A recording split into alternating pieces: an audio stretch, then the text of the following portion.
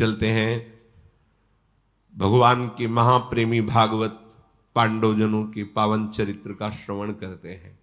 प्रसंग चल रहा है राजसूय यज्ञ में सबसे अग्र पूजा का अधिकारी कौन। ये बड़े बड़े ब्रह्म ऋषि महापुरुषों के बीच में युधिष्ठिर जी ने प्रश्न किया। सब महाभागवतों के बीच में अखंड बाल ब्रह्मचारी सत्य प्रतिज्ञ 12 महाभागवतों में से एक भीष्म जी खड़े हुए और उन्होंने कहा कि ये यदुकुल भूषण पुरुषंग भगवान श्री कृष्ण ही यज्ञ पूजा के अधिकारी हैं। समस्त ऋषियों ने, ब्रह्म ऋषियों ने, महात्माओं ने, स्नातक ब्राह्मणों ने, राजाओं ने, सबने स्वीकार किया कि जो भीष्म जी कह रहे हैं ये परम पावन बात है, क्योंकि यही सबके आधार हैं। उत्पत्ति, पालन, लय इन्हीं से होता है। इसलिए अग्र पूजा भगवान श्री कृष्ण की ही हो, एक सम्मत हो गए। सहदेव जी ने भीष्म जी की आज्ञा से महाराज युधिष्ठिर के द्वारा दी गई पूजन सामग्री से भगवान श्री कृष्ण की अग्र पूजा की। इतने में शिशुपाल खड़ा हो गया। ये भगवान का निजी पार्षद है। निजी शब्द उसी के आगे लगता है जिसका अपना अस्तित्व खत्म हो जाता है।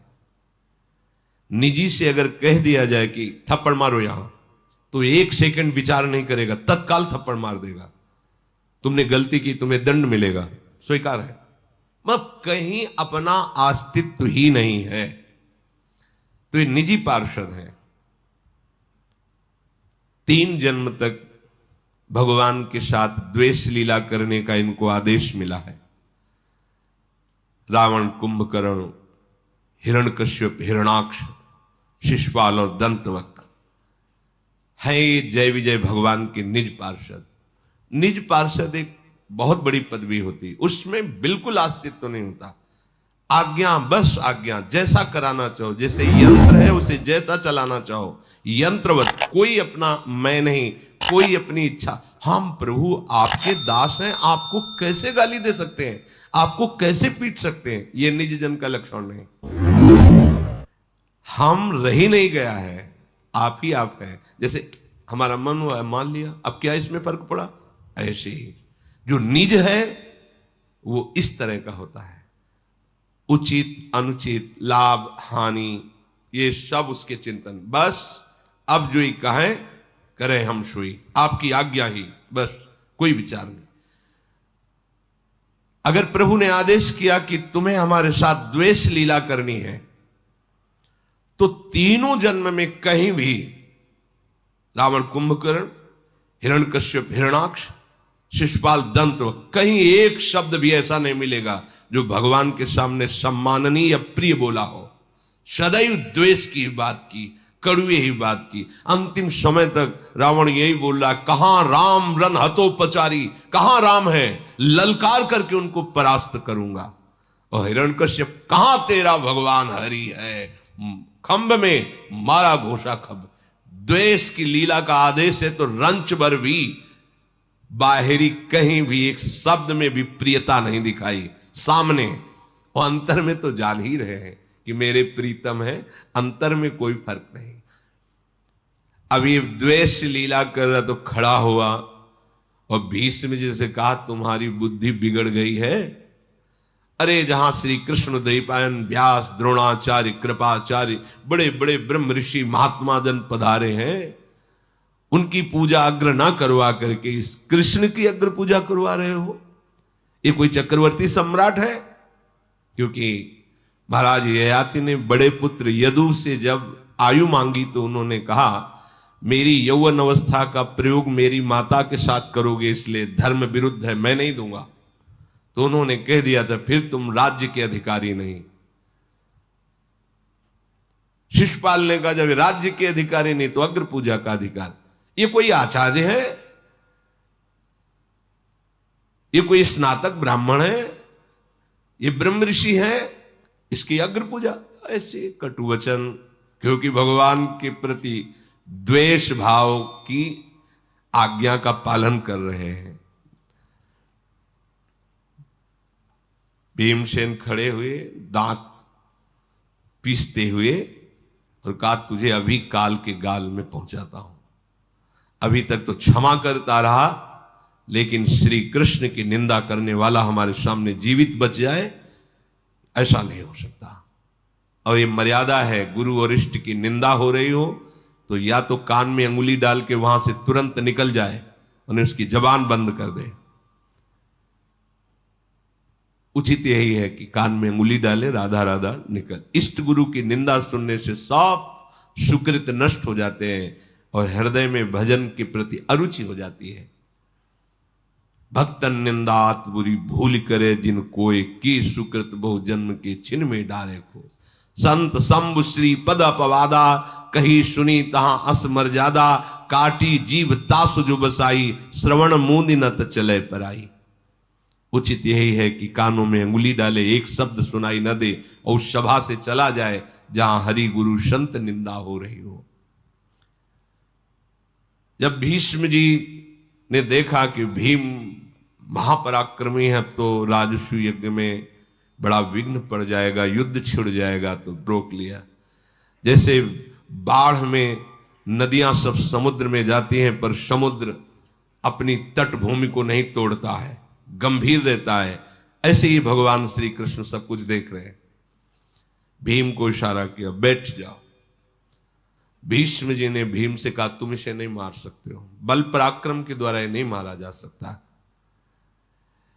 भीमसेन ये भगवान का तेज अंश है, कोई साधारण पुरुष नहीं है, और ये सिर्फ भगवान ही से समेट सकते हैं, दूसरा नहीं। इसलिए तुम चाहे जितने पराक्रमी हो, शिशुपाल का कुछ नहीं बिगाड़ सकते, क्योंकि भगवान का तेज है और कोई दूसरा नहीं, भगवत पार्षद है। अब हमें दिखाई दे रहा है कि भगवान अपने तेज को समेटना चाहते हैं, तभी ये इसकी बुद्धि में दुर्बुद्धि आ गई है और ये भगवान को कटुवचन बोल रहा है। शिशुपाल ने कहा, भीष्म तुम्हें स्तुति करने का स्वभाव हो गया है, तो तुम कृष्ण की स्तुति क्यों करते हो?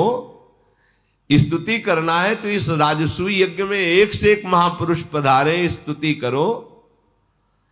बस हम तो फिर दोबारा कहते हैं कि सब सभासद सुन लें, भीष्म की बुद्धि खराब हो गई है, ये ठिकाने में नहीं है। तुम तो भीष्म अब एकांतवास करो, सभा लायक नहीं रह गए हो। शिशुपाल का वचन सुन करके भीष्म जी को बार बार ये लगता है, क्या करे, इसको कैसे समझाएं। शिशुपाल ने कहा, हम राजा लोग तुम्हें जीवित छोड़ रहे हैं भीष्म, इसीलिए तुम नहीं तो सुनो, हमारे पक्ष के जितने राजा हैं सब खड़े हो जाओ, इसका गला घोट के मार देते हैं भीष्म का, ये बहुत स्तुति करता है। भीष्म जी ने कहा, हम तुम्हारे राजाओं के द्वारा जीवन दान दे करके जीने वालों में से नहीं है।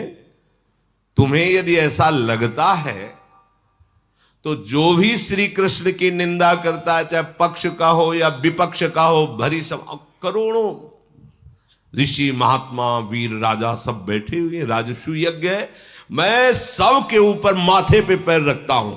भीष्म जी ने, जो श्री कृष्ण की निंदा करता है, श्री कृष्ण को लघु भाव से देखता है, चाहे पक्ष का हो विपक्ष का हो, माथे पे पैर रखने का मतलब है ऐलान करता हूं, चाहे एक साथ सब लड़। भीष्म जी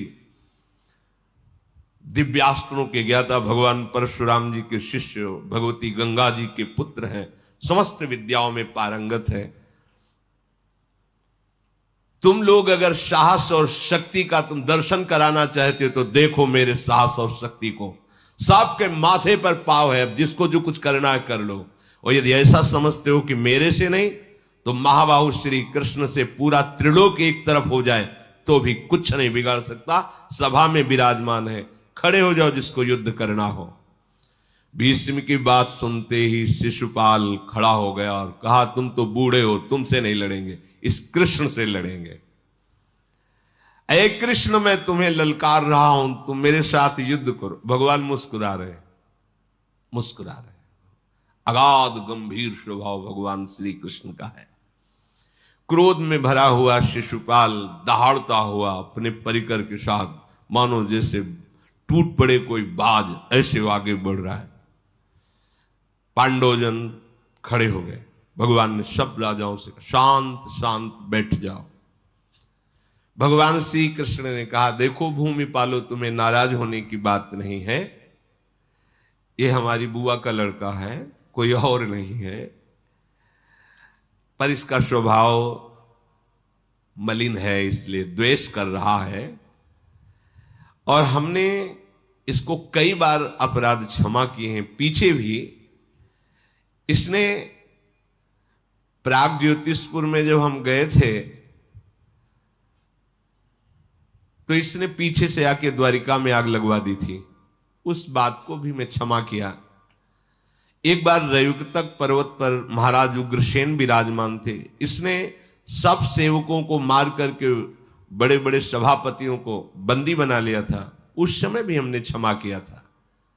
बहुत बारे हमारे पिता वसुदेव जी का भी अपराध किया है, हमने क्षमा किया है, क्योंकि मेरी बुआ ने कह दिया था कि इसके अपराध को क्षमा करना।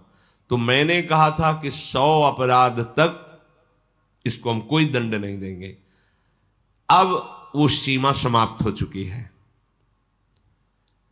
तुम सब राजा देखो, कोई दोष मत देना। ये न जाने कितने अपराध कर चुका है, पर मैं इसे क्षमा करता रहा। अब ये अभद्र व्यवहार इसका सहने योग्य नहीं है और इसके अपराध पूरे हो चुके हैं। आज मैं इस अहंकारी को इसके बल और इसकी वीरता का अनुभव कराता हूं कि ये क्या है। सब राजा शांत होकर के बैठे हुए। शिशुपाल को धिक्कार रहे कि ऐसे पावन राजसू यज्ञ में कलह मचा रहा है। शिशुपाल बड़ा खिलखिला के हंसा। हाँ, बल नहीं है ना, तो बातों की चतुरता से सब राजाओं को अपने पक्ष में करना चाहते हो। कृष्ण, तुम्हें पता है मैंने रुक्मिणी को चाहा था और दूल्हा बन करके ब्याह करने गया था, पर तुम बल विक्रम तो है नहीं, तो हरण करके ले गए। अब बेचारे को कितना अक्ल है, कोई दूल्हा बन करके जाए, नगर में स्वागत हो, दुल्हन कोई और ले जाए, फिर वापस खाली आवे। कह रहा है मेरे हृदय में वो जलन आज तक है। कृष्ण, तुम्हें ये सभा को बोले कि मैं बुआ के कारण क्षमा करता रहा, मत क्षमा कर। तेरे में जितना बल हो, मैं कहता हूं बल का प्रयोग करके दिखा। शिशुपाल बोलता गया। भगवान शांत रहे। इसके बाद सुदर्शन चक्र का स्मरण किया। हजारों सूर्यों जैसी कांति और भारी घरघराहट के साथ सुदर्शन चक्र की ऐसी महिमा है कि अगर एक को मारना है तो 100 अरे वाला, हजारों को मारना है तो सहस्त्र अरे वाला, अगर करोड़ों अरबों को मारना है तो अनंत अरे वाला प्रकाश। आज तक सुदर्शन का कोई जोड़ नहीं। भगवान का दिव्य अस्त्र है। भगवान के कर कमल पर नृत्य करने लगा। भगवान श्री कृष्ण ने कहा, महिपालो, ऋषि मुनियों, सब सुनो, अभी तक इसका अपराध क्षमा करते रहे, पर अब नहीं। और शिशुपाल, ले, बहुत वीर बनता है, संभाल मेरे इस चक्र को। और भगवान ने जो सुदर्शन चक्र है शिशुपाल की वध करने के लिए आज्ञा की। भयंकर गर्जना करते हुए शिशुपाल की गर्दन को उतार लिया सुदर्शन चक्र ने। सब राजाओं ने देखा कि उसके शरीर से एक दिव्य तेज निकला और वो भगवान श्री कृष्ण की परिक्रमा करके और भगवान में ही लीन हो गया। अब वो अपने निज स्वरूप, पार्षद स्वरूप को प्राप्त हुआ। ये बड़ा आश्चर्य हुआ कि शिशुपाल का तेज भगवान में लीन हो गया, और जबकि भगवान को गालियां दे रहा था। दोनों भाव से उसको भगवत प्राप्ति निश्चित होनी ही थी। एक तो भगवान का पार्षद, और दूसरी बात भगवान के सिवा और कुछ चिंतन ही नहीं करता था। उसको इतना द्वेष था कि केवल श्री कृष्ण का ही चिंतन करता था। तो भगवान श्री सुखदेव जी ने कहा है कि किसी भी भाव से सही, यदि आप भगवान का निरंतर चिंतन करोगे तो वृत्तियां ब्रह्म में जुड़ती हैं। इसलिए ब्रह्माकार वृत्ति, कृष्णाकार वृत्ति होने के कारण आपको भगवत प्राप्ति ही होगी। जैसे कंस भय से हर समय श्री कृष्ण का चिंतन करता था। किसी भी भाव से, रिश्ते नाते, सुहृद, कैसे भी भाव से भगवान से चित्त वृत्ति जोड़ दी जाए उसका परम मंगल होता है। उस समय सारी पृथ्वी कांप गई, सब राजा लोग आश्चर्यचकित हो गए। भगवान का उस दिव्य तेज सुदर्शन का दर्शन करके सबके हृदय में भय उपस्थित हो गया। बड़े बड़े ऋषि महात्मा भगवान श्री कृष्ण का स्तवन करने लगे और सब भगवान को प्रणाम किया।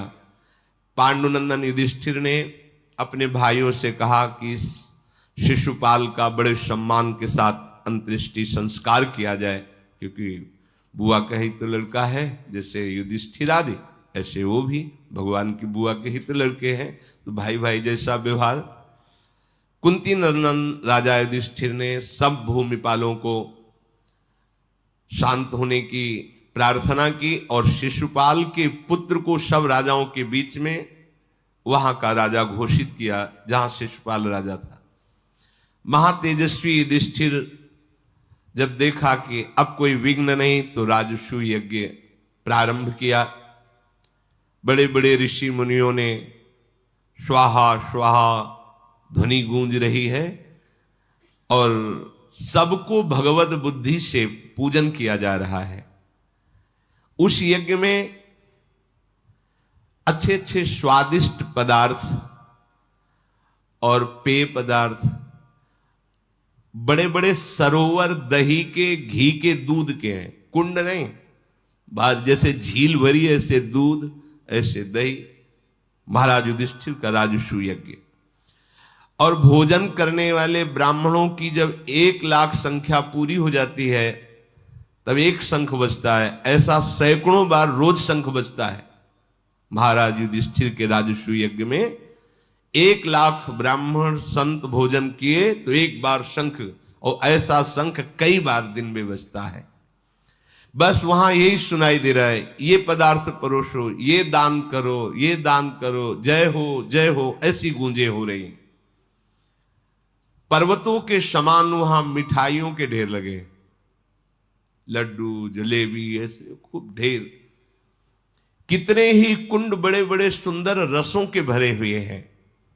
शास्त्रों के ब्राह्मण जो ज्ञाता है ऋषिजन लाखों लाखों लोगों को बैठाल कर प्रभु की कथाएं सुना रहे हैं। देवता असुर यक्ष नाग दिव्य मानव विद्याधर ये सब विराजमान है महाराज पांडुनंदन युधिष्ठिर की राजसूय यज्ञ में। वहां हर समय कोई भी आवे जो मांगे वही मिलेगा।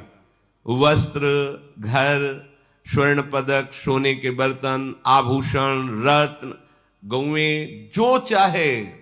युधिष्ठिर की राजसूय यज्ञ में खुला था, तुम्हें क्या चाहिए, अमुक चाहिए, दे दो।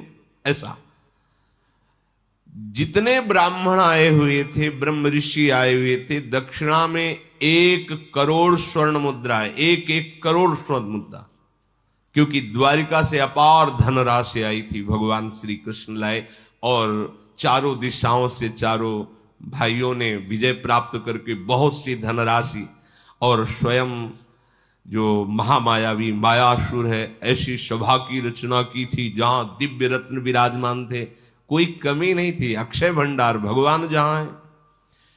व्यास जी, धौम्याचार्य, नारद जी, सुमंत जी, जैमिनी जी, पैल जी, वैशंपायन जी, याज्ञवल्क्य जी, कठ जी, महातेजस्वी कलाप जी, दिव्य ऋषियों के द्वारा राजसूय यज्ञ संपादन हो रहा है। पूरा यज्ञ हुआ सांगोपांग। तो भगवान श्री कृष्ण के चरणों में जाकर युधिष्ठिर जी ने कहा, प्रभु आपके प्रताप से दुर्लभ बात हुई, सब कोई राजसूय यज्ञ नहीं कर सकता। श्री कृष्णचंद्र जी आपके प्रताप से मेरा मनोरथ पूर्ण हुआ, राजसूय यज्ञ हुई। यज्ञ समाप्ति पर भगवान श्री कृष्ण, देव देवेश्वर बलराम जी और भीष्म आदि का पांडवों ने पूजन किया। फिर विधि पूर्वक जो यज्ञ पूर्ण होने पर अवभृत स्नान होता है, भगवान की उपस्थिति में महाराज युधिष्ठिर और द्रौपदी सहित अवभृत स्नान किया। बड़ा पावन यज्ञ की पूर्णता का ये विधान है। सब प्रकार के अभीष्ट पदार्थ सुलभ, यज्ञ हो गई, यज्ञ का अवभृत स्नान हो गया। अब बड़े बड़े राजा लोग महाराज युधिष्ठिर से हाथ जोड़कर बोले कि आज्ञा हो तो हम सब अपने अपने राज्यों को जाएं, क्योंकि बहुत दिनों से आपके राजसूय यज्ञ में अब वहां प्रजा की व्यवस्था करना भी है। महाराज युधिष्ठिर ने कहा, प्रेम के कारण यद्यपि जाना शब्द तो अच्छा नहीं लगता है, पर आप लोगों का भला हो, आप लोग अपनी प्रजा का पालन करें, जब कभी कोई सहयोग की आवश्यकता हो तो आज्ञा करें, आप प्रसन्नता पूर्वक पधारें। ऐसे सब, किसी को भीम जी छोड़ने जा रहे हैं, किसी को नकुल जी, किसी को सहदेव जी, किसी को अर्जुन जी, ऐसे बड़े राजाओं के समुदायों को विदा किया गया। इसी तरह बड़े बड़े ब्रह्म ऋषियों को भी महाराज युधिष्ठिर ने संतुष्ट करके उनको विदा किया। धर्मराज युधिष्ठिर प्रभु की तरफ देखा, वो मानो वो भी ऐसा भाव से कह रहे कि अब हमें द्वारिका चलना चाहिए। तो उनका, हे गोविंद, आपकी कृपा से कोई कार्य दुर्लभ नहीं, पर आप जिस भाव में हैं कि आप जाना चाहते हैं, तो मुझे ऐसा लगता है मेरे प्राण निकल रहे हैं। आप हमारे प्राण हैं, हे गोविंद, आपके बिना मैं कैसे रह सकता हूं, परंतु आपकी रुचि ही हमारा जीवन है। आप द्वारिकापुरी जाना भी चाह रहे हैं तो अवश्य जाइए, पर ये याद रखिएगा कि आप हमारे जीवन हो, आपके बिना हमारा कोई अस्तित्व नहीं है। ये भक्त का हृदय होता है, आप हमारा जीवन हो, आपके बिना हमारा कोई अस्तित्व नहीं। फिर भगवान श्री कृष्ण कुंती जी से, द्रौपदी जी से, सुभद्रा जी से मिले और उनसे आज्ञा लेकर के द्वारिकापुरी की तरफ प्रस्थान किया। जब प्रभु द्वारिकापुरी को प्रस्थान कर गए तो ये दुर्योधन, शकुनी आदि जितने थे, ये सब वहीं अभी विराजमान थे। ये तो घर के सदस्य हैं। दूसरे दिन प्रातःकालीन ही शकुनी और दुर्योधन आदि ने विचार किया कि मायासुर ने जो सभा बनाई है, इसका पूरा निरीक्षण करना चाहिए, देखें क्या हम भी ऐसी सभा बनवा पाएंगे। इस उद्देश्य से बैठे, तो कई बार उसमें थे, पर पूरा निरीक्षण नहीं किया था। उस सभा भवन में शकुन से धीरे धीरे कहा कि एक एक चीज निरीक्षण करते रहिए, अगर हो सकेगा तो ऐसी सभा हम भी बनवाएंगे। बहुत जल रहा था ये सब वैभव देख करके। अब वो आज तक कभी ऐसी सभा नहीं देखी थी जैसी मायासुर ने सभा बनाई थी। सभा भवन में पांडवजन विराजमान थे और भी राजाजन विराजमान थे। जो भी मित्र राजा बहुत नजदीकी थे वो नहीं गए हुए थे। अब वहां ऐसी मायामयी रचना थी कि स्थल है पर बिल्कुल नील रंग का जल भरा हुआ ऐसा दिखाई दे रहा है। तो उसने अपने कपड़े समेट लिए। जो ही कपड़े समेटे आगे गए तो जल है नहीं, तो फिर कपड़े नीचे कर लिए। तो सब सभासद और पांडव खूब हंसे। वो कोई साधारण आदमी तो है नहीं, वो भी बड़ा पराक्रमी यशस्वी है। वहां से लौट आया कि यहां कुछ गड़बड़ है। दूसरी तरफ आया तो एकदम पुष्करणी बनी हुई है गहरे जल की, एकदम ऐसा लग रहा है बिल्कुल थल है। तो आराम से चला, झम से गिर गया पानी में। जहां बिल्कुल जल भरा हुआ है, लग रहा है बिल्कुल स्थल है, भूमि है, तो आराम से जा रहा था, वो गिर गया, जल में गिरा। फिर सब ताली बजा के ठहाका मार करके हंसे। बहुत ही शर्मिंदा हुआ। महाराज युधिष्ठिर ने तुरंत नए वस्त्र दिए, आप वस्त्र धारण कीजिए। पर भीम का ठहाका बंद नहीं हुआ। दुर्योधन देख रहा है। ये कभी यहां इसमें ऐसा नहीं लिखा कि अंधे के, ऐसा असभ्य बर्ताव पांडवों के द्वारा नहीं हो सकता।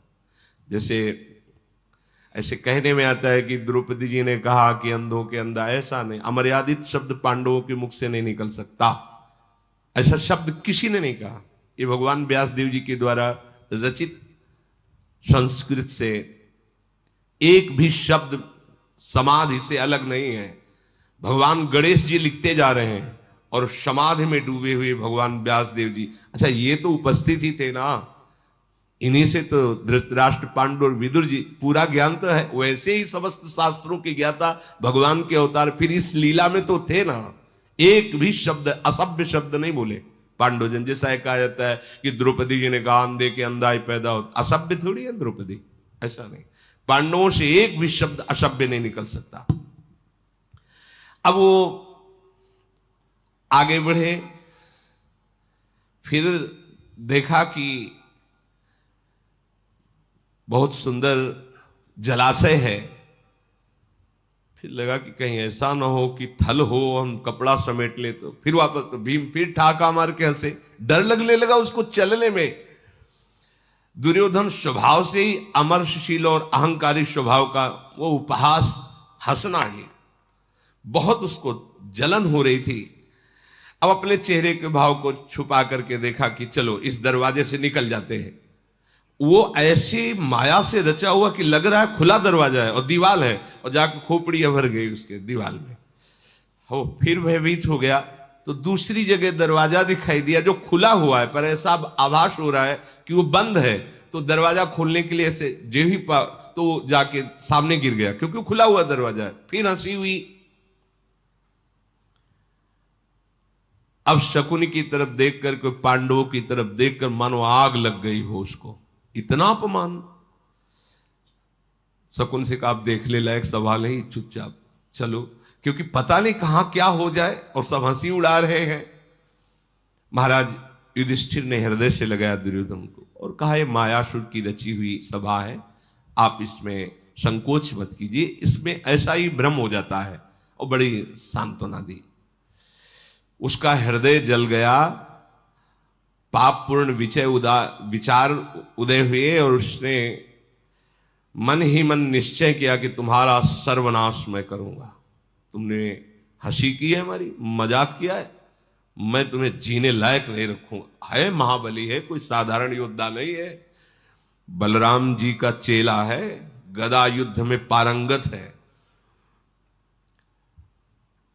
इतना उसको चिंता हुई कि रंग पीला पड़ने लगा, भारी चिंता, पागल सा हो गया। शकुन से कहने लगा मामा मुझे बचाओ, नहीं मैं मर जाऊंगा। एक ही रास्ता दिखाई देता है, आत्महत्या, दूसरा नहीं, ईर्ष्या। मैं इतनी चिंताओं से घिर गया हूं और चिंताओं से निपटने का कोई उपाय नहीं दिखाई देता।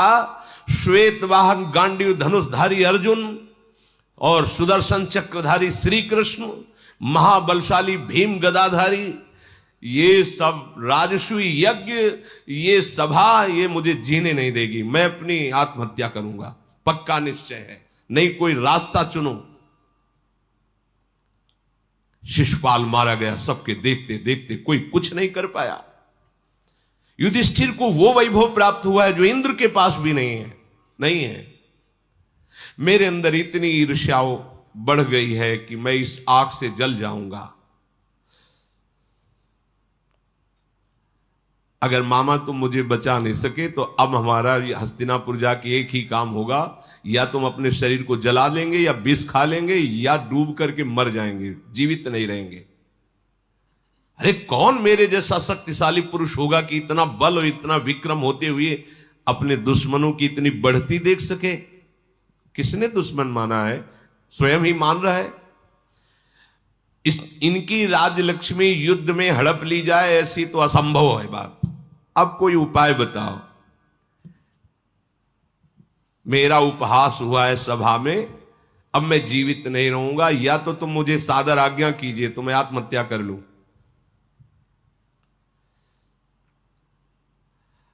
बोले तुम चिंता मत करो, तुम पहले एक बार हस्तिनापुर चलो, श्री कृष्ण, सब देवता, असुर मिलकर के भी, जहां श्री कृष्ण है वहां कोई कुछ बिगाड़ नहीं सकता। इसलिए मुझे विचार करना पड़ेगा कि जहां श्री कृष्ण उपस्थित ना हो फिर इनको परास्त किया जाए। अगर युद्ध के लिए तुम ऐलान करोगे तो तत्काल आ जाएंगे श्री कृष्ण। अब हम इस पर विचार करेंगे। एक गांडीव धनुषधारी अर्जुन अगर गांडीव में प्रत्यंचा चढ़ा ली तो कोई जीत नहीं सकता, तो इनका गांडीव भी जहां काम ना आवे, मुझे ऐसी युक्ति सोचनी पड़ेगी। भीम की गदा भी जहां काम ना आवे, मुझे ऐसी युक्ति सोचनी पड़ेगी, नहीं तुम जीत नहीं पाओगे। और ऐसी युक्ति निकालूंगा कि सभा इंद्रप्रस्थ और मैं पांचों पांडव अस्त्र सहित तुम्हारे गुलाम हो जाएं, तुम मरने की बात छोड़ दो। दुर्योधन ने कहा, क्या विचार तुमने किया है? शकुनि बोला कि अस्त्र विद्या में तो निपुण है, लेकिन ये अक्ष विद्या में निपुण नहीं, पांसे डालने में निपुण नहीं, और संपूर्ण विश्व में मेरे जैसा सिद्धहस्त पासे डालने वाला कोई नहीं। कपट विद्या में प्रवीण, द्वित विद्या में प्रवीण, पासा जैसा चाहूंगा वैसा ही पड़ेगा। बस एक उपाय है, तुम महाराज धृतराष्ट्र को राजी करो, ऐलान करो कि पांडव द्वित क्रीड़ा में पधारे। पर महाराज धृतराष्ट्र भी समझ न पावे कि हमारा उद्देश्य क्या है। बस ये कहो कि अब हम अपने भाइयों के साथ द्वित क्रीड़ा खेलना चाहते हैं, मेरा पासा वैसे ही गिरेगा जैसा मैं चाहूंगा, बिल्कुल तुम संशय मत करना, केवल तुम अपने पिता को तैयार करो। दुर्योधन ने कहा, मेरी सामर्थ्य नहीं रह गई कि मैं महाराज धृतराष्ट्र से इस विषय में बात करूं, आप ही बात करो। शकुनि गया, महाराज की जय हो, सिंहासन पर बैठे हैं, प्रज्ञा चक्षु, आंखें प्रगट में है नहीं। कौन? शकुनि आपके चरणों में प्रणाम करता है। महाराज, महाराज आपको तो पता नहीं है, दुर्योधन पीला पड़ रहा है, बहुत पतला हो गया है, बड़ी दयनीय दशा है, और उसका मनोभाव समझकर मुझे लगता है वो आत्महत्या करना चाहता है। महाराज कांप गए। धृतराष्ट्र बहुत प्यार करते थे दुर्योधन से। महाराज आप पता तो लगाइए कि ऐसा दुर्योधन को क्यों, क्या हो रहा है। दुर्योधन को बुलाया, गले से लगाया, बेटा मैंने ऐसा सुना कि तुम्हारा शरीर पीला पड़ रहा है, तुम कष्ट में हो, तुम्हारे दुख का कारण क्या है? ये शकुनि कहता है तुम्हारी कांति फीकी पड़ गई, तुम बहुत दुबले हो गए हो, तुम बहुत शोकित हो, तुम कुछ करना चाहते हो।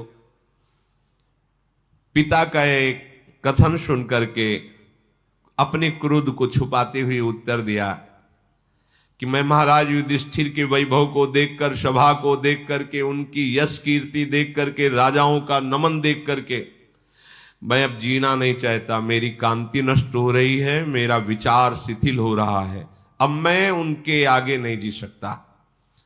मैं उनकी बढ़ती देख करके जीना नहीं चाहता, मैं युधिष्ठिर की लक्ष्मी देख करके जल रहा हूं। 88,000 स्नातकों का रोज भरण पोषण वहां होता है युधिष्ठिर के यहां। प्रत्येक की सेवा में 30-30 सेवक लगे हुए हैं, एक एक ऋषि की सेवा में। महाराज 10,000 लोग वहां रोज भोजन पा रहे हैं, दक्षिणा प्राप्त कर रहे हैं। ये अनंत धनराशि, अनंत वैभव देख करके मैं कैसे जीवित रहूं? शकुनि ने कहा, वही बात को जो हमने तुमसे कहा, ये सब बात कहने की जरूरत नहीं। बोले महाराज मैंने एक उपाय सोचा है जिससे हम शांत और सुखी हो सकते हैं। मामा जी द्वित क्रीड़ा में बहुत विशेषज्ञ हैं, और आपकी आज्ञा हो जाएगी तो युधिष्ठिर कभी टालेंगे नहीं। उनको बुलाओ, द्वित क्रीड़ा के लिए उनको बुलाओ, और द्वित क्रीड़ा के उद्देश्य का जो हमारे हृदय में जलन हो रही है वो सफल हो जाएगी। उद्देश्य है कि वो पधारें और हमसे खेलें। छल विद्या का युधिष्ठिर को बोध ही नहीं है, वो कभी पासे खेले ही नहीं है। तो जब हम लोग खेलेंगे तो जीत जाएंगे तो हमारी जलन शांत हो जाएगी, मैं सुखी हो जाऊंगा। मैं राज्य लक्ष्मी का अपहरण पासे के द्वारा करना चाहता हूं। धृतराष्ट्र बोले तुम्हारा दिमाग खराब है? अरे विदुर जी मेरे महामंत्री हैं, और बिना मंत्री के आदेश के कोई कार्य नहीं होता राजा का, और वो कभी ऐसा आदेश कर सकते हैं कि पांडवों के साथ जुआ खेलो। दुर्योधन जी ने कहा, हाँ तो ठीक है, विदुर जी के साथ रहिए, मैं आत्महत्या कर लेता हूं, मैं अपने प्राण त्याग देता हूं। आपको विदुर ही प्यारे हैं, ठीक है, आप अपने कर्तव्य का पालन करो, मैं प्राण त्याग, मरिष्येहम असंशयम, मैं मरूंगा निश्चित। अरे नहीं नहीं बेटा, यही मोह, अगर कह देते मर जाओ तो मरता थोड़ी वो नहीं मरता, पर वो होता है।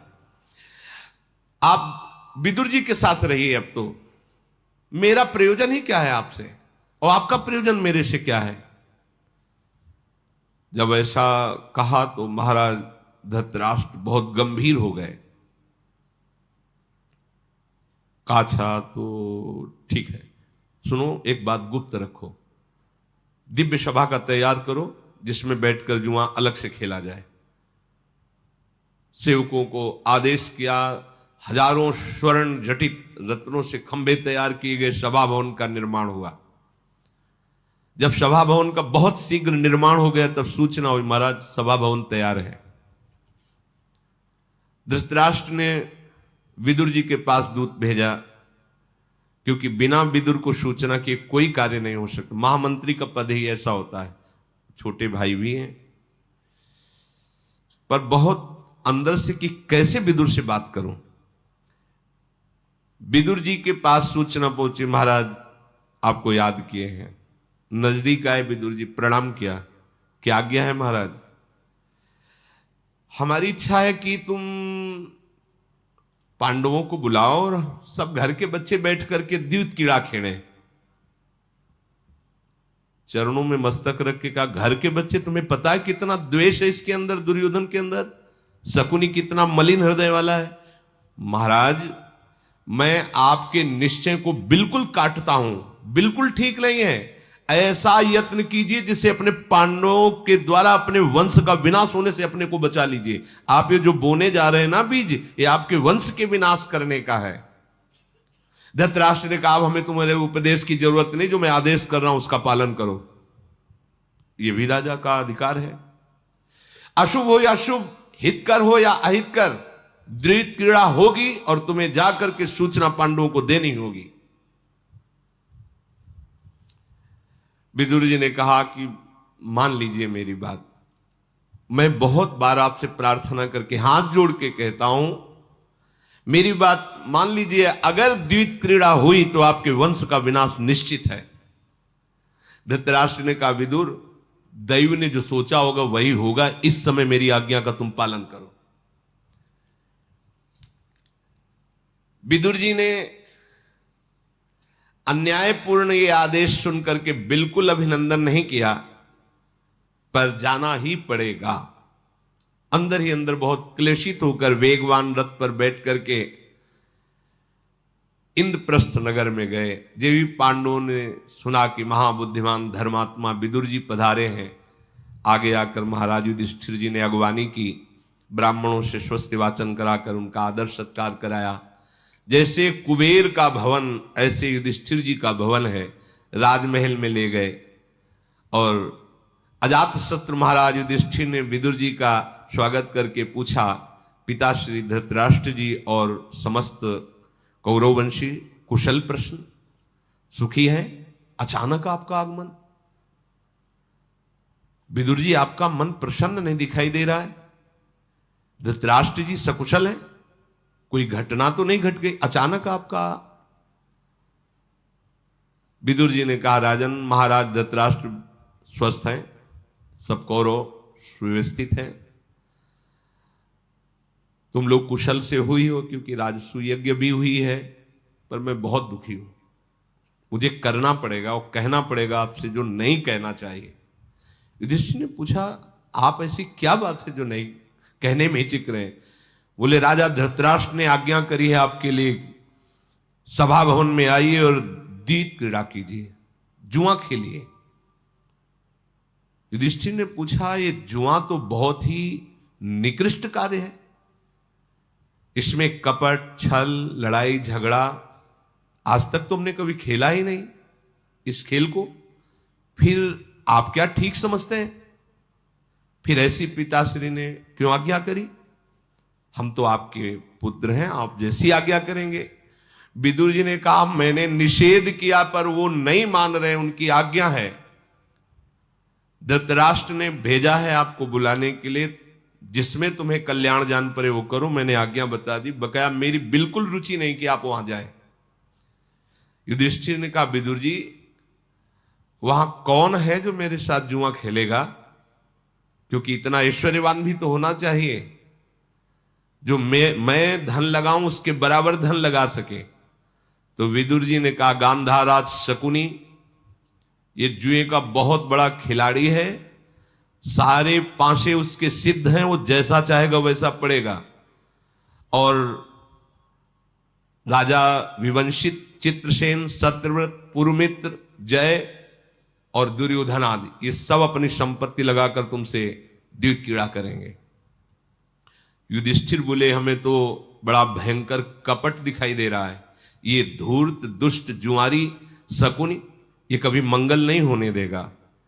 क्या विधाता ने क्या रचा है मुझे समझ में नहीं आ रहा, ऐसा क्यों बुलाया जा रहा है, क्यों राजा धृतराष्ट्र ऐसी आज्ञा दिए। पुत्र को पिता सदैव प्रिय है, इसीलिए मैं धृतराष्ट्र को बहुत सम्मान करता हूं और उनकी आज्ञा का कभी उल्लंघन नहीं कर सकता। यदि उन्होंने कहा है तो मेरी बिल्कुल इच्छा नहीं, मैं जानता भी नहीं खेलना, पर मैं चलूंगा। विजयशील राजा धृतराष्ट्र यदि सभा में ना बुलाते, कोई और कहता तो मैं कभी कदम न बढ़ाता, पर उन्होंने आदेश किया है, अब मेरा धर्म बनता है मैं जाऊं। पर ये शकुनी बहुत दुष्ट है। विदुर जी से ऐसा कहकर धर्मराज युधिष्ठिर ने तुरंत आज्ञा करी, सब बंधु बांधव, सेवक, द्रौपदी हस्तिनापुर के लिए तैयार हो।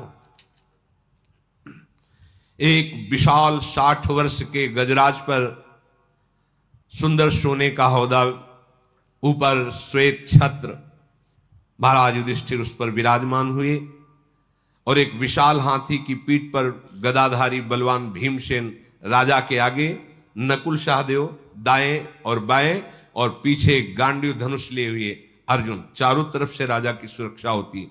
विशाल सेना और श्रेष्ठ पालकियों पर बैठ करके रानियां, राजमाता और सेविकाएं आदि उनको घेरे हुए चल रही है। जिधर देखो जय घोष सुनाई दे रहा है। जे ही हस्तिनापुर के समीप पहुंचे तो वो जय घोष सुनकर धृतराष्ट्र और धृतराष्ट्र के पुत्रों के हृदय में आग लग गई। ऐसा वैभव उनका। महाराज युधिष्ठिर, भीष्म, द्रोण, कर्ण, कृपाचार्य इन सबसे जाके अश्वस्थामा आदि से मिले, प्रणाम वंदना की।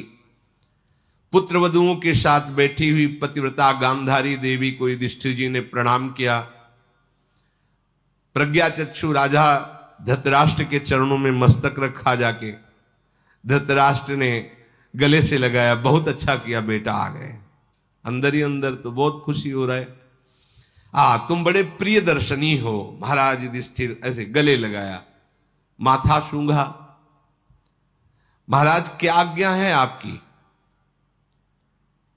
आज रात्रि तो तुम विश्राम करो और कल सब तुम परिवार मिलकर के द्यूत क्रीड़ा करो। महाराज बहुत हृदय में क्लेशित हो रहे युधिष्ठिर की, इनकी समझ में नहीं आ रहा। महाराज बिल्कुल खेलना नहीं चाहते, धर्मराज है, कभी ऐसा कभी पासे ही नहीं डाले। शकुनी बोला, जब सभा में प्रातःकालीन दिनचर्या करके महाराज युधिष्ठिर पधारे, आओ आओ चक्रवर्ती सम्राट महाराज युधिष्ठिर, पासे आपका इंतजार कर रहे हैं। देखो हम सब आपके दर्शन की अभिलाषा से बैठे हैं, आओ आओ स्वागत है। युधिष्ठिर ने कहा कि धूर्तता, ये जुआ एक धूर्तता है, छल है, पाप है जो नाश का कारण है। अगर तुम्हें क्षत्रियोचित पराक्रम दिखाना है तो आओ रणनीति से युद्ध करो, ये द्यूत क्रीड़ा से क्या करना है। शकुनी ने कहा, क्रीड़ा क्रीड़ा होती है और युद्ध युद्ध होता है, ये भी युद्ध है, ये जुआरियों का युद्ध है। आओ, अगर सम्मान चाहते हो, क्षत्रिय कुल का धर्म रखना चाहते हो तो मैं तुम्हें ललकारता हूं, हमारे साथ युद्ध करो। कौन खेलेगा? दुर्योधन ने कहा, हमारी तरफ से मामा जी पासा चलेंगे, धन हम लगाएंगे सब। कुंती नंदन डरो मत, शकुनी ने कहा, पासा है किसी की भी तरफ पड़ सकता है, उसमें एक पक्ष जीतेगा और एक पक्ष हारेगा। अब पता नहीं कौन हारेगा कौन जीतेगा, तो डरते क्यों हो, दांव लगाइए। हमने ऋषियों से सुना है कि द्यूत क्रीड़ा निषेध है, फिर भी तुम यदि हमें ललकारते हो तो क्षत्रिय धर्म के अनुसार तुम्हारी शठता और दुष्टता और कपटता को जानते हुए भी मैं तुम्हारे साथ द्यूत क्रीड़ा करूंगा। यद्यपि मुझे आता ही नहीं है दूध कीड़ा खेलना, पर तुम ललकार रहे हो तो मैं तुम्हारे साथ बैठूंगा, पीछे नहीं हटने वाला। मैं क्षत्रिय कुल में पैदा हूं, यदि ललकार हो तो पीछे हटना नहीं। अब तो महाराज जुआ खेलने के लिए पांचों पांडव ऐसे बैठ गए। जुए का खेल आरंभ हुआ। महाराज धृतराष्ट्र बड़ी प्रसन्न मुद्रा में आकर सभा में बैठे। बुलवाए गए भीष्म जी, द्रोणाचार्य जी, कृपाचार्य जी, विदुर जी, ये सब मुंह हिल गए, असंतुष्ट होकर के राजा की आज्ञा के अनुसार बैठे। सिंह के समान विशाल वक्षाय स्थल, तेजस्वी ये भीम आदि, जैसे समुद्र में आवर्त, ऐसे मणियों का जो तेजस्वी हार उतारा, और युधिष्ठिर ने कहा ये हार मैं पहला रखता हूं। हां, मेरी ओर से भी दुर्योधन ने वैसी समान संपत्ति रखी हार। दुर्योधन ने कहा कि मामा तुम हमारी तरफ से पांसे फेंकिए, बस वो तो सिद्धहस्त, ये लो मैं जीत गया, दांव मेरा, युधिष्ठिर तुम्हारा वो कीमती हार गया, अब क्या लगाओगे? अरे शकुने, तू छल से मुझे हराना चाहता, पर फिर भी मैं नहीं उठूंगा। मेरे पास हजारों निष्कों से भरी हुई पेटियां बड़ी बड़ी, उनमें सब स्वर्ण के सिक्के रखे हुए हैं, हजारों, अक्षय धन है, वो सब दांव पे लगाया। चक्रवर्ती सम्राट है। युधिष्ठिर ने जे भी कहा दांव पे लगाया, उसने फिर पासे चले। लो महाराज, ये भी पासा मेरे तरफ, मैं जीत गया तुम्हारा वो सब स्वर्ण पेटियां। युधिष्ठिर ने कहा मैं जिस रथ पर बैठता हूं वो रथ पूरे विश्व में नहीं ऐसा। मेघ की गर्जना होती है और जहां जैसे चलाया जाए, आकाश में, जल में, थल में, वैसे चलते हैं घोड़े। राष्ट्र उसके सामने झुकता है। मैं घोड़ों सहित वो रथ दांव पे लगाता हूं। लो महाराज, ये भी मैं जीत गया। एक भी पासा युधिष्ठिर की तरफ नहीं पड़ रहा हूं, सिद्धहस्त है। अब क्या लगाओगे? 1,00,000 तरुणी दासियां जो सब स्वर्ण आभूषणों से युक्त हैं और बहुमूल्य आभूषण रत्न उनके पास हैं, और वो महलों में रहती हैं। वो महल, वो रत्न, वो आभूषण, वो दासियां सब दांव में। जीत का निश्चय करके फिर पासा पे, ये दांव भी मैं जीत गया युधिष्ठिर, अब क्या लगाओगे? लाखों दास हैं जिनके महल हैं, वैसे ही आभूषण और संपत्तियां हैं। लो महाराज, ये भी मैं जीत गया, अब क्या लगाओगे? सुबल कुमार, जितने मेरे राज्य में सेना में हाथी हैं वो सब दांव पे लगा दिए। वो उसका बस यही था, पासा फेंकना, वैसे ही पड़ना। लो, मैं तुम्हारे हाथियों को भी जीत गया, अब क्या लगाओगे? शकुनी बहुत जोर से हंसा। मेरे पास जितने भी रथ हैं, जितने भी घोड़े हैं, अब अपार सेना बल, वो सब मैं दांव में लगाता हूं। लो, ये भी मैं जीत गया। जो मैंने पश्चिम दिशा में विजय प्राप्त की, जितना ऐश्वर्य, जितना बल, जितने राजा, दक्षिण दिशा में, पूर्व दिशा में, उत्तर दिशा में चक्रवर्ती सम्राट है, सब जीत ले। मैं इंद्रप्रस्थ को दांव में लगाता हूं। अब वो जुआ का खेल, इंद्रप्रस्थ विगत, सेना, दास, दासियां, चक्रवर्ती, सम्राट पद।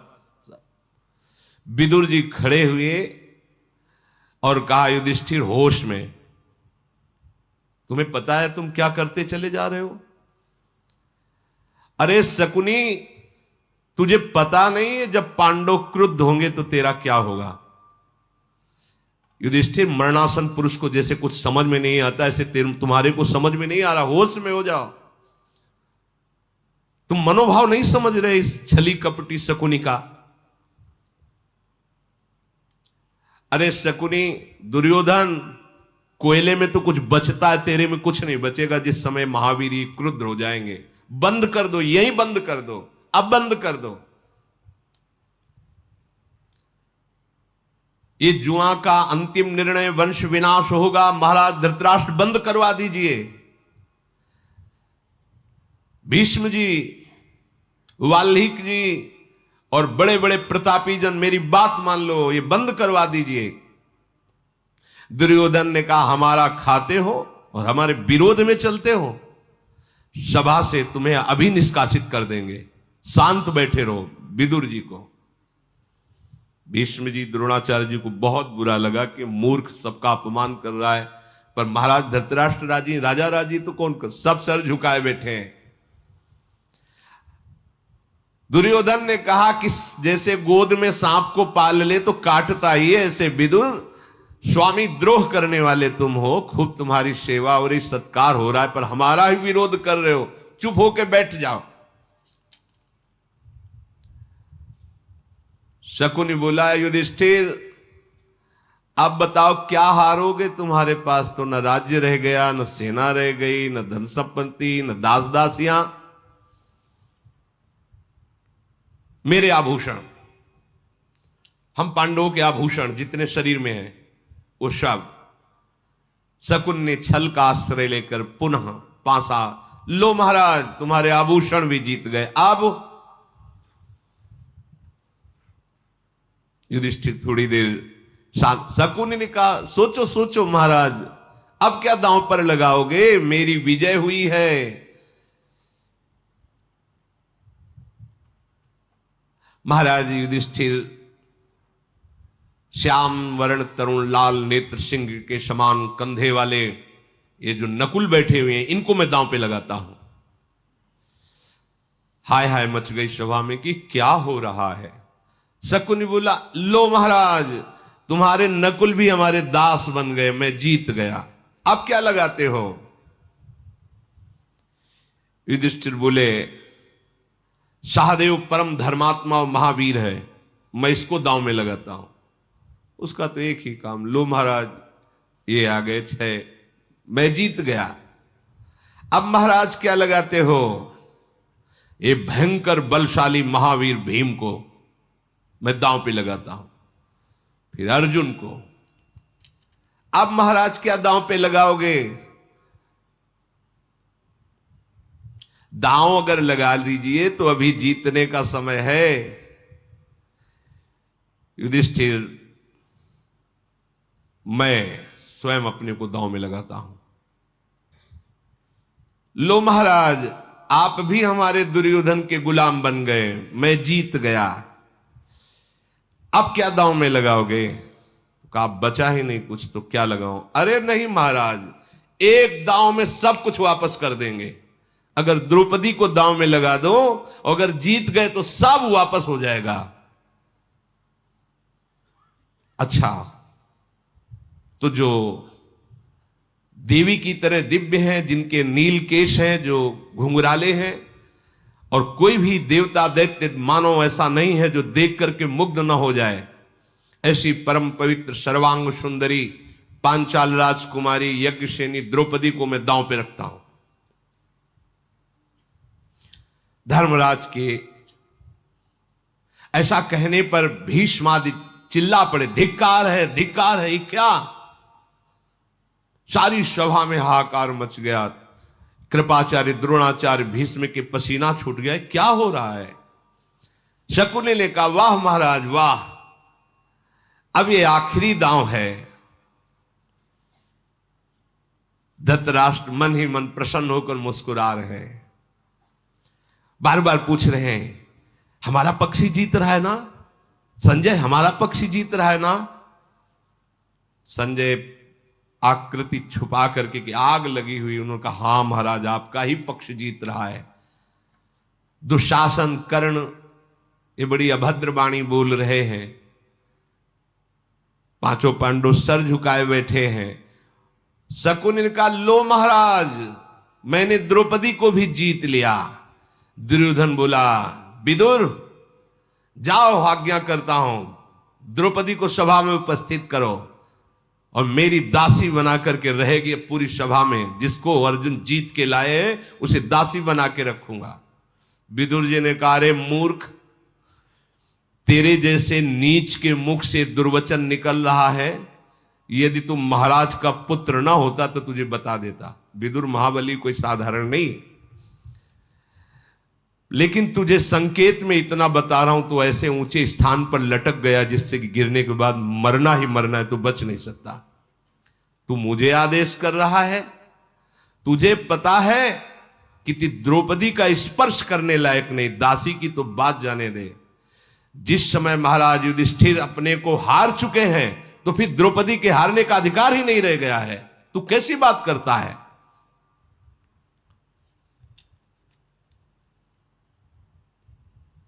कोई भी ऐसा गृहस्थ वनवासी तपस्वी विद्वान नहीं है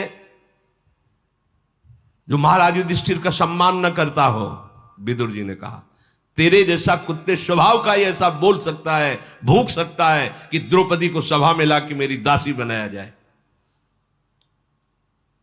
दुर्योधन बड़ा उन्मत्त हो रहा था। कहा, विदुर धिक्कार तुझे, बैठा रहे, तू बूढ़ा हो गया है। और उसका निजी सेवक प्रातिकामी उसे कहा, जाओ प्रातिकामिन, द्रौपदी को यहां लेके आओ। डरना मत, पांडव दास हैं, ये आंख भी नहीं उठा सकते। विदुर तो डरपोक है, इसीलिए मेरी बात काट रहा है। और वृद्ध हो गया, उसे क्षमा किया, तू जा।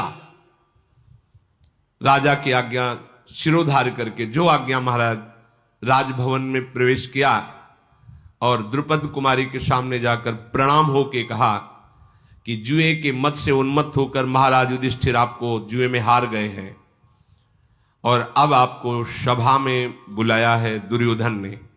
द्रौपदी ने कहा, प्रातिकामिन, तू ऐसी बात कैसे कह रहा है? कहीं जुआ में पत्नी भी हारने की कोई चीज होती है क्या? महाराज युधिष्ठिर ऐसा कैसे कह दिए? इतना वो पागल हो गए कि उन्होंने मुझे दांव में लगा दिया।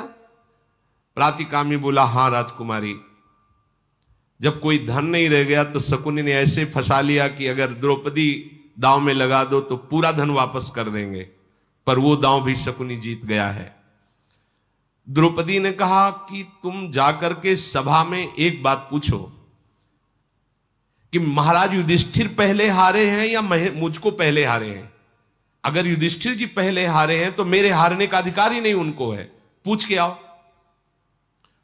सूत नंदन, मैं जान करके ही आगे कदम बढ़ाऊंगी। प्रतिकामी ने सभा में जाके बीच में खड़े होकर के बात पूछी कि द्रौपदी आप सब सभासदों से पूछना चाहती है कि महाराज युधिष्ठिर पहले अपने को हारे हैं या मेरे को। युधिष्ठिर अचेत से हो रहे हैं, पांचों पांडव सर झुकाए हुए बैठे। प्रतिकामी को किसी ने कोई उत्तर नहीं दिया। दुर्योधन बोला, तू यहां प्रश्न उत्तर करने के लिए मेरी आज्ञा का पालन कर रहा है क्या? जाओ, कोई उत्तर नहीं, ये सब दास हो चुके हैं पांडव, द्रौपदी को लाओ। फिर राजभवन में गया और व्यथित होकर के बोला, राजकुमारी, ये आप जानती हैं दुर्योधन का स्वभाव, सभा में बुला रहा है, मुझे तो ऐसा जान पड़ता है कि महाविनाशकारी समय उपस्थित हुआ है। द्रौपदी ने कहा, सूतपुत्र, देखो, हम राजरानियां सभा में ऐसे नहीं जाती हैं, धर्म का भारी उल्लंघन हो रहा है और इस समय मैं रजस्वला हूं, एक वस्त्र धारण किए हुए हूं, किसी भी तरह सभा में मुझे नहीं जाना चाहिए। सूतकामी ने पुनः जाकर के कहा कि सभासदों, क्या द्रौपदी के सभा में आना उचित है? ये पूछ रही द्रौपदी। दुर्योधन ने क्रोधित होकर कहा कि तुझे कहा था लिवा के लाना है द्रौपदी को। वो उधर बात कर रहा था कि युधिष्ठिर ने, जो एक निजी सेवक था, उसे इशारे से कहा, द्रौपदी से बोलो तुम्हें आना ही पड़ेगा, मैं हार चुका हूं, यहां कोई तुम्हारे उत्तर देने लायक नहीं बचा है। अगर तुम आकर धृतराष्ट्र के पैरों में पड़ के रो दोगी तो शायद वो कुछ बात बन जाए, तुम आकर के उनके सामने खड़ी हो जाओ। जब तुम सभा में आकर के रोगी तो शायद ये भीष्म जी, द्रोणाचार्य जी पक्ष ले लें। मैं किसी काम का नहीं रह गया हूं, धर्म से मैं हार चुका हूं। महात्मा पांडव सत्य के बंधन से बंधे रहने वाले हैं। जब उन्होंने जाकर के सूचना दी कि महाराज युधिष्ठिर ने ऐसा संकेत किया है, जाओ प्रतिकामी अब द्रौपदी को लेके आओ, तो उसने कहा महाराज मुझे मृत्यु दंड दे दो, पर मैं द्रौपदी को यहां सभा में नहीं लाऊंगा। उन्हीं का दूत है। मैं क्या बार बार उत्तर दूं उस तपस्विनी को? आप कोई उत्तर नहीं देते, केवल सभा में ले आओ, तो आप मुझे मार डालिए। मैं सूत पुत्र हूं, आपका दास हूं, मार डालिए। दुर्योधन बोला दुशासन तू खड़ा हो, हटा इस दास को और जा। जैसे बने तैसे उसे बाल घसीटते हुए सभा में ला। राजकुमार दुशासन 10,000 हाथियों का बल रखता है। महल में गया और असभ्य बर्ताव से बोला पांचाली आओ आओ, हम लोगों ने तुम्हें जुए में जीत लिया है। अरे अब लाज छोड़ो और दासी बनो हम सबकी। विशाल नेत्रों वाली द्रौपदी, ये धर्म के अनुसार हमने तुम्हें प्राप्त किया है। वैसे जैसे पांडवों का सेवन करती थी ऐसे अब कौरवों का सेवन करो। द्रौपदी महान दुख से भयभीत हो गई। बार बार पसीना आ रहा है कि अब कोई बचाने वाला नहीं, कोई उत्तर नहीं। सोचा कि ये महाबली पकड़ लेगा, तो भागी जहां गांधारी आदि बड़े बुजुर्ग स्त्रियां बैठी थी। दुशासन बड़े रोष में गरजता हुआ दौड़ा और वहां के पहुंचने के पहले ही उसके नीले केशों को हाथ में लेकर के और घसीटना प्रारंभ किया। ओहो, राजसूय महायज्ञ के अवभृत स्नान में जिन बालों को परम पवित्र मंत्रों के द्वारा स्नान कराया गया था, महापराक्रमी पांडवों का भय न रखते हुए दुशासन ने ऐसा अभद्र व्यवहार किया। बहुत ही नीच कर्म है। बलपूर्वक बाल पकड़कर घसीटते हुए जैसे कोई अनाथ को घसीटता है, दुशासन आगे बढ़ा। द्रौपदी बालों को पकड़े हुए बलात् घसीटते हुए ले जा रहा है, वो झुकी हुई आगे बढ़ी जा रही। द्रौपदी का शरीर पीड़ा से झुक रहा है, ऐसे वो बाल खींच रहा है और कहती दुशासन तुझे पता है मैं रजस्वला हूं, शरीर पर एक वस्त्र है, क्या उचित है सभा में ले जाना? फिर भी बहुत प्यार से द्रौपदी जी कि तू समझ तो भाई, कोई गैर तो है नहीं ना। अरे भाई 3, 4, 8, 10 जितने भी एक पिता के पुत्र होते परिवार ही तो माना जाता है। फिर महाराज पांडु, महाराज धृतराष्ट्र सगे भाई हैं, उन्हीं के हम वंश में ऐसा अभद्र व्यवहार। संबंध में तो माता की तरह पावन संबंध होना चाहिए, बड़े भ्राता की बधू। तू दुशासन ऐसा क्यों कर रहा है? दुशासन कुछ नहीं सुन रहा, बस गलत बोलता जा रहा है और द्रौपदी के बाल खींचता हुआ, झकझोरता हुआ द्रौपदी वस्त्र संभालती, लड़खड़ाती हुई वो सभा की तरफ घसीटता हुआ ले जा रहा है। देखो, जब तक जीव भगवान का आश्रय नहीं लेता तब तक कुछ भी कर ले सुख शांति को प्राप्त नहीं होता। भगवान का आश्रय लेने वाला यदि कहीं किसी विपत्ति और दुख में फंसता भी है तो उसको यह न समझा जाए कि इसके भजन का फल, इसके साधन का क्या फल होगा। निश्चित समझो, हर विपत्ति कोई महान फल देने वाली होती भक्तों के जीवन में।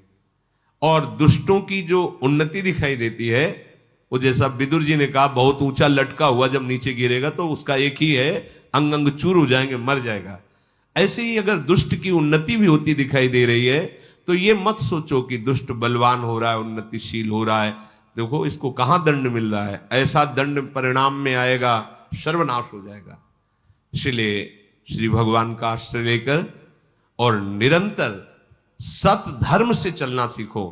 थोड़ा विपत्ति, थोड़ा संकट, थोड़ी समस्याएं आ सकती हैं पूर्व के अनुसार, पर महामंगल, महामोद और जन्म परंपरा का नाश ये निश्चित होगा जो भगवान की शरण में भगवान का स्मरण करता है। शेष चर्चा आगे। श्री राधा वल्लभ लाल की।